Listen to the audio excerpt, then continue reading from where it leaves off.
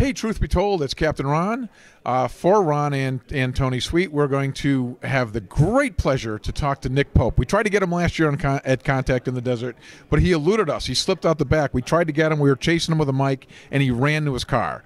But I've tackled him this year, and he's kind enough to sit down and share a few things this year about what he's talking about at Contact. Nick, why don't you go ahead and tell our audience what you're talking about this year?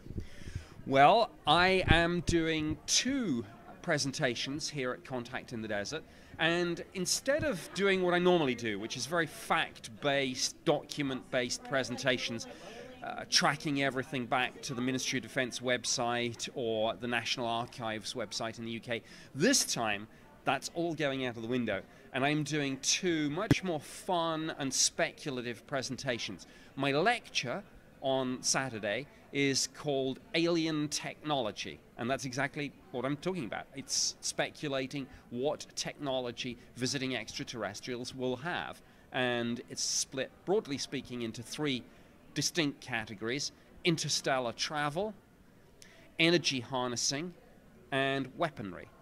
And obviously this is a field where you can only come at it from an anthropocentric point of view, but that's why I think, as I say, it's going to be speculative, it's going to be fun. Now, my workshop on Sunday, more speculation. This one's called Alien Religion, and I have a slide up at the beginning which says, warning, something to offend everyone. And I think whether you're a believer, an agnostic, an atheist, come along. I'm going to make it much more interactive. It's not just going to be me talking to people. I want to have a two-way discussion, a conversation, people free to shout out and ask questions or make points or start booing, whatever they might do. And I think few topics are more explosively controversial than religion at the best of times. So throw aliens into the mix and who knows. It's really great because obviously he worked at the Ministry of Defense, and I've seen your lectures before, and you are very fact-based. He never deviates into what could be, and you'll even say, well, this is speculation. And I remember specifically how you guys in the office would have that word, those people, when you referred to possibly that. Can I pin you down to say what your personal position after years and years of being around this, what do you think? Do you think that there are aliens, and do you think that they've actually come to Earth? I am convinced that there's life elsewhere in the universe, and because, to me, the idea of there being just two civilizations in the cosmos is as staggeringly unlikely as there being just one, I suspect there's a universe full of life. Some of it microbial life, some of it animal life, but some intelligent animal life like us. And maybe, again, the Copernican principle, I think, comes into play. In other words, we are probably just somewhere in the middle, an unremarkable blue planet. And thus, if we are in the middle, there are going to be some civilizations out there not as advanced as us, but there are going to be a whole bunch of civilizations out there much more advanced than us. Are we being visited? On that, I'm undecided.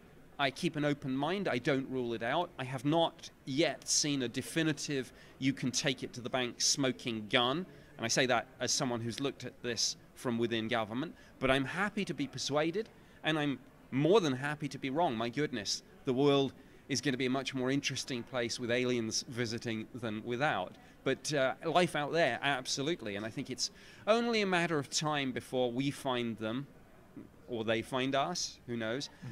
Probably more through astrobiology and specifically radio astronomy than through ufology, but who cares who makes the discovery?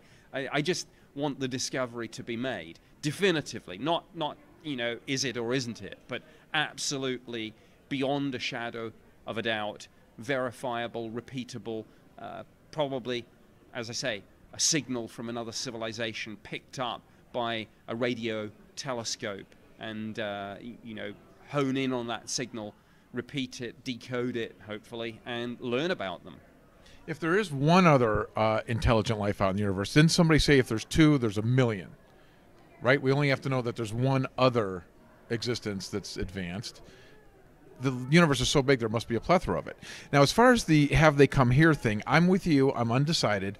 But there is some credibility to all the abduction cases we have and all the big, strong cases we have. to me, there's a little bit of that smoke, there's fire thing, right? There's something going on around this. There's not, I don't know what it is, but something's happening to these people. Well, I think you're right. There's no smoke without fire. We have an extraordinary archive of cases.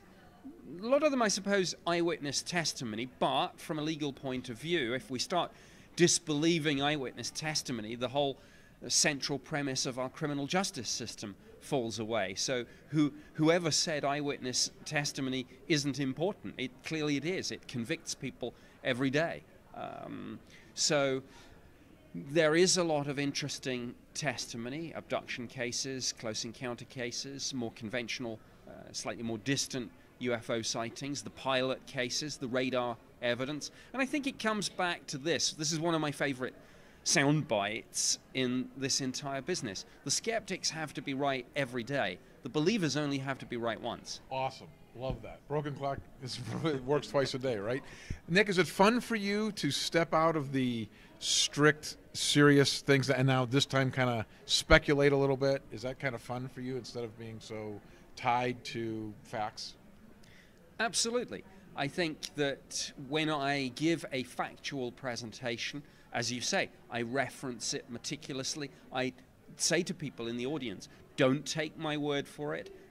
Look up this document. And sometimes, I think, in a couple of my presentations, I've actually name-checked things, and knowing full well that people have with them smartphones and things, I've said, as long as the volume's turned down, go and have a look at this document. Don't take my word that it's in the archive. Here's what it's called. Here's where it is. Google it, and it will come up. So, yeah, that's my normal approach.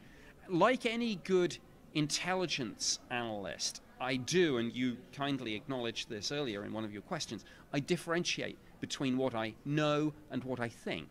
And yes, this time around, with my alien technology and my alien religion presentations, yes, I am going to speculate much more, and I think it will be fun.